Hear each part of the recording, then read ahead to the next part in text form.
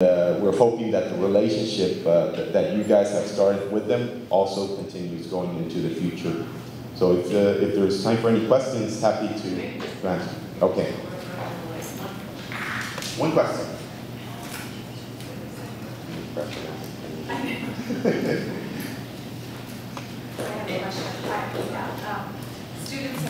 Students have asked if they can continue to send materials over in terms of just sending the materials that they sent in the past to add to the library.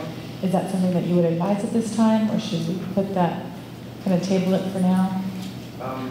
Well, with you guys moving to the next phase, you guys can determine that among yourselves. I'm going to continue going, so we can still take some material. Like I said, some of the things that they love is just to hear about yourself, so that would be great if you even would explain what you're doing next. What is it? What is it about the right to education now here at home that is important? That I'm sure that they would love to hear about that.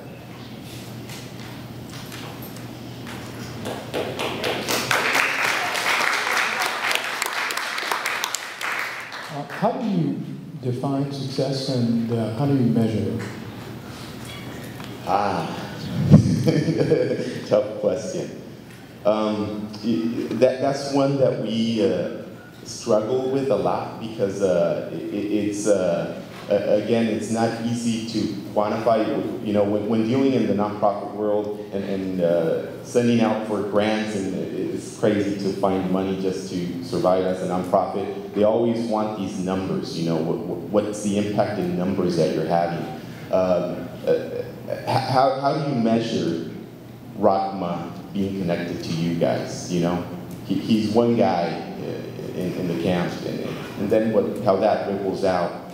So it's difficult. We use other measures, as far as when we go over there, and just the sense of family that we feel with them, connected to the outside world, and that they know that we represent all of you guys and many others across. Another thing that we have a hard time with is that they're still in the camps. We've been working on advocacy for 8 years, and they're still there, and Darfur is getting worse. So is that a success?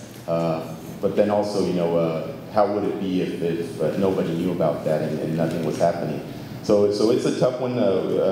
We do know that just in those two camps, 35,000 people, mostly women and children, know about the world, caring about them, and their education is much better because of groups like ours being involved.